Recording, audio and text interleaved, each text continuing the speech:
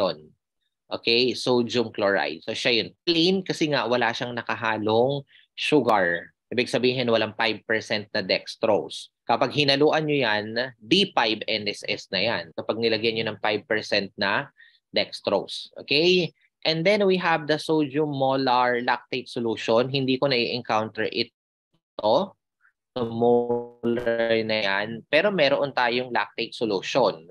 Yung inyong plain LRA tinatawag. Okay? Ayan, lactate ringer solution. Okay? And then you have your water for injection or yung mga sinasabi nilang sterile water for injection. Ayan, SWI. Yan yung usually minimix nyo doon sa inyong mga gamot. Kunwari, mag-administer kayo ng gamot na naka-vial and then powder siya. So, yan yung pinandi-dissolve nyo. Yan yung vehicle na ginagamit. Okay. Pero syempre, hindi yan ang gagamitin nyo kung gagamitin nyo siya doon sa inyong mga nebule, for example. Diba? Although may mga nebule naman class na po pwedeng gamitin kahit walang diluent. Tama ako, Sir Peter, ano? Ano ba si Sir Peter? Yes, sir. Tama, ano, Sir Peter? Kasi yung budesonide, alam ko hindi na yung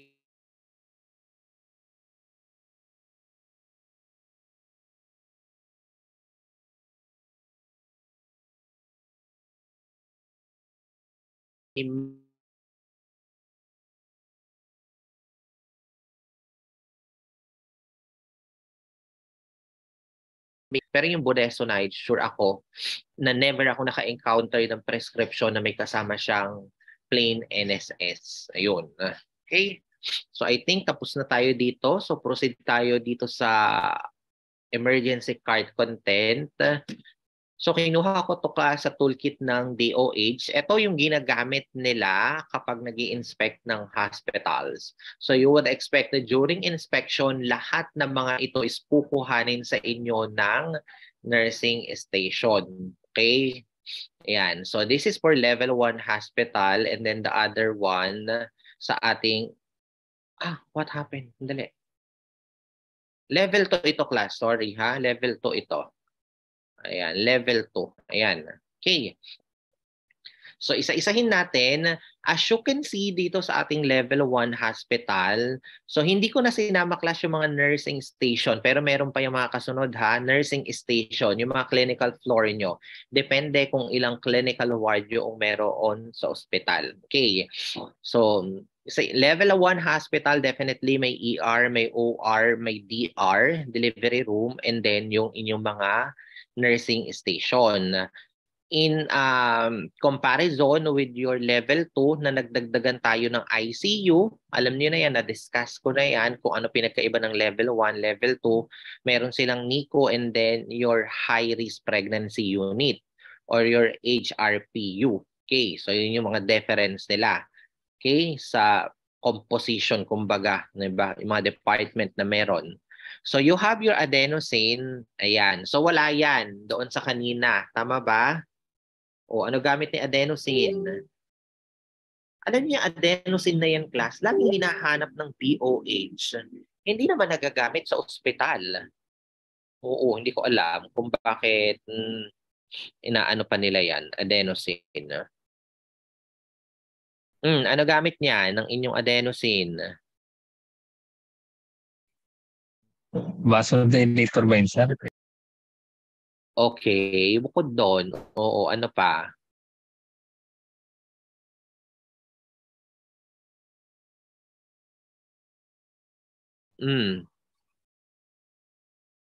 So ginagamit yan for your tachycardia, sa mga arrhythmia nyo. Okay? Adenosine. Ayan, medyo malaki yan class, 6 mg per 2 ml. Okay, and then your amiodarone, ito ganun din class, for arrhythmia rin ito. Amiodarone, Coridarone, yung brand nito, ha? Sulat natin para lang at least alam nyo, ito yung mga hindi masyadong gamitin or baka dito lang sa atin. Coridarone, and then you have your anti-tetanus serum, Ayan, yung mga anti-serum nyo na yan. So, mga ano yan class ha, refrigerated. Ito, si anti-serum nyo. You have your aspirin, so hindi rin nawawala yan. Especially kapag, di ba, nagka-stroke yung pasyente nyo. Ayan, madam, mayroon kayong aspirin. Yan, kaya hindi siya nawawala. Your atropine, ayan. Yan, andun yan kanina. Check natin. Salbutamol, hindi rin nabanggit kanina yan. Familiar naman kayo. Anong salbutamol yung class? Short acting, long acting? Short po, sir. Okay, Saba, right? Okay, Saba yung inyong salbutamol. Okay. Kaya nga lang, kailangan kapag salbutamol, observe niyo yung pasyente niyo kasi well-known na nagkukos ng palpitation yan, yung salbutamol. Okay, you have your benzodiazepine. Familiar na kayo dito in high alert boxes kasi mga narcotics yung mga yan. You have your diazepam. Marami namang gamit yan, di ba? Diazepam. Common na ginagamit natin yung anticonvulsant for status epilepticus. Di ba? May mga ganon. And then or kung wala, you can have your midazolam. Okay?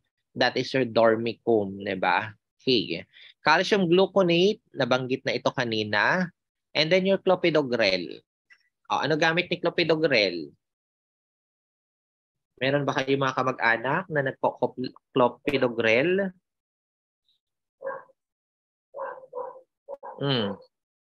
Parang anti-platelet ito, 'di ba? Specifically kapag yung mga pasyente nyo, sabihin natin nagkaroon na ng heart attack or stroke, so ginagamit natin yan to prevent pa yung mga sabihin natin, 'di ba, minsan nauulit 'yon, nagkakaroon ulit ng heart attack, ng stroke. So yun yung ginagamit natin, clopidogrel, okay? Para ma-reduce yung blood clotting na tinatawag natin. So anti-platelet siya. Okay, ang inyong clopidogrel. Brand available para nang alam nyo, Plavix, yung kanyang innovator. Ayan, Plavix. Hindi ko nababanggitin yung iba. Pero meron pang iba yan ha. Marami. Clopibas, Platexan, Logrel. Pero ito yung kanyang innovator brand, Flavix. Gawa ng Sanofi. And then ito yung binabanggit ko sa inyo kanina na laging kasama nung dopamine nyo, nung norepinephrine nyo, especially kapag nag-undergo na ng shock yung inyong pasyente. You have your D5 Water 250. Meron kayong dopamine class na ready-made na siya. Okay? Ibig sabihin, magkahalo na yung may tawag dito class premix. Ayun. Buti na alala pa ni sir nyo. Okay? Ayan, dopamine premix. So, nakabote yan na 250 ml. Magkasama na yung dopamine at saka yung inyong D5 water. Ayan. Pero nahinto kasi yung production nito. Hospira ito class. Okay, come up. Ang Hospira, I think, ay pag-aari na ng Pfizer. Ayan. So, kung wala kayong dopamine premix, pwede yung i-suggest sa nurse, okay, is gumamit na lang sila ng D5 water na 250 ml and then isang ampule ng inyong dopamine. So imi-mix lang naman nila yan. So you have a single concentration kapag 200 mg yung ginamit mo. However, there are some patients that requires a higher dosage of your dopamine. So pwede kang gumamit ng class? Dalawa. Okay? Pwede kang gumamit ng dalawa. Okay? So, yung iba, 400 ang ginagamit nila. So, yung iba, dalawa yung kinukuhang dopamine. Hindi ko lang alam kung mayroon pang preparation ngayon ng 400 mg na 5 ml, pero dati yata meron. So, ngayon, ito na yung ginagamit nila. Okay? Pero usually, single concentration lang naman sa class. So, isa. So 1:1. So D5 water na 250 and then dopamine na 200 mg. So sasuggest nyo kasi syempre emergency cases na kapag ganon. Okay? So meron tayong dopamine dito at saka po D5 water. So pwedeng yun na lang rin naman yung gamitin nila kung wala kayong dopamine premix. Okay?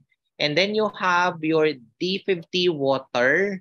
Okay, ito yung kulay pula din class. So electrolytes lang naman ito, especially kung yung mga pasyente nyo is kailangan ng sugar. Yun yung binibigay natin, D50-50. Ayan. Yung kulay pula, di 50-50 electrolytes. Maliit lang yan, 50 ml lang yan, class. Okay? Sir Peter. Andiyan na ba si Sir Yes, Peter? sir. Yes po. Okay, Nag-practice sir. ka, nag-practice ka, di ba, Sir Peter, ng nurse? Tama ba? Yes, sir. Yes. Oo.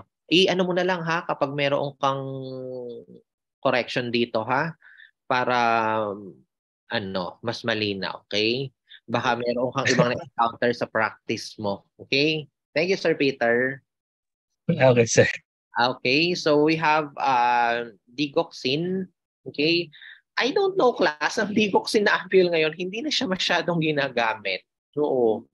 Ayan, pero kasama pa rin siya sa sa e-card. Okay? Ayan. Cardiac stimulant din naman ang inyong digoxin. Si Dipen, so syempre kailangan ng inyong Dipen kapag merong mga cases ng allergy, di ba? So makikita nyo dito, ayun, sa hydrocortisone, ayun siya, kasi lagi yung magkakasama. And then dobutamine, ayan. Apart from your dopamine class, norepinephrine, ayan, minsan, mapapansin nyo, dobutamine, kukuha rin. Okay? So, anong gamit ng inyong dobutamine? Pero parang ano na yan, class ngayon parang wala na rin masyadong gumagamit ng dobutamine nyo. Actually, puro ano yan, class? Anong tawag dito? Puro Pfizer, puro Hospira yung mga yan. Kapag medyo may problema na class doon sa muscle function, specifically sa cardiac muscle function nyo, ayan, kung bumabagal na siguro sabihin natin yung heartbeat ng pasyente, ayan, so nagbibigay kayo ng dobutamine para lang tawag dito, ma-address natin yung problem doon sa contractility ng inyong heart. Okay? So usually, syempre, kapag may pasyente na nagkakaroon ng problema, di ba doon kasi di ba minomonitor natin, okay, nagkakaroon tayo ng, especially yung mga cardiac procedure, ayan, di ba lagi naman minomonitor yung mga yan, yung mga heartbeat nyo, etc. Okay, so yun ang ginagamit natin, dobutamine. Okay? So definitely, ang purpose din yan, it also increases your blood pressure, di ba? Yung inyong BP. Okay? Kasi mga ano yan parang positive inotropic drug, di ba? Okay? So next, we have your epinephrine. Okay na tayo dyan. Furosemide. Ayan. So may nasamang furosemide. Okay, mga pampaihi ito, class, di ba? Ayan.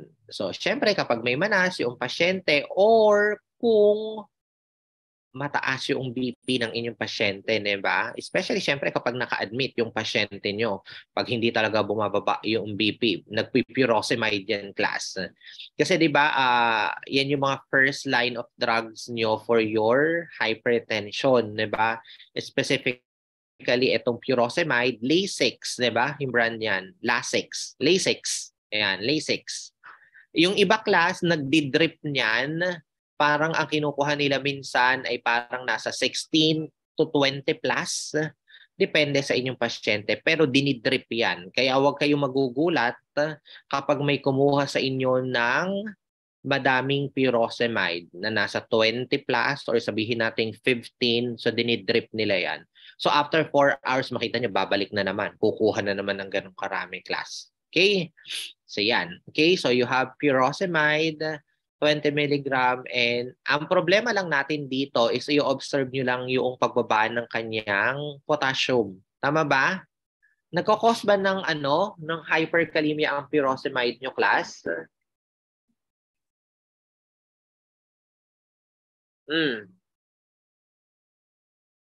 Yes or no?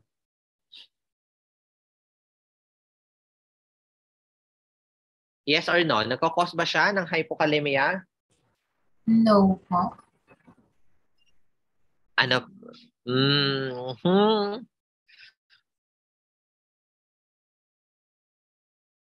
Ano pa? Meron ba? Pero parang nagkakos yata ito. Si Clarence ba yon?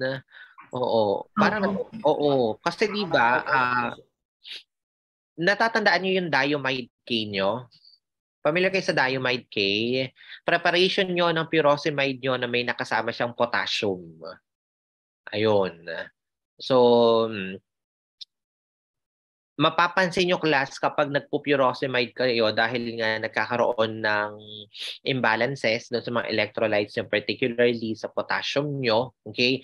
Mapapansin nyo minsan medyo yung mga kamay ng mga pasyente medyo, ang tawag dito, paano ko ba i-describe? Medyo nahihirapan silang igalaw. Di ba kasi ang potassium nyo, very important yan sa mga muscle nyo. So, nagkakaroon sila ng problema kapag ganon. Okay? So, that is the time na magsusupplement na kayo ng inyong potassium. So, meron naman tayong diamide K. Ayan, diamide. Diamide K. Ayan. So this is furosemide plus potassium para at least hindi na tayo nagkakaproblema doon sa potassium level nyo kapag gumagamit kayo ng furosemide. Ayan, may nakahalo na agad na potassium. So mas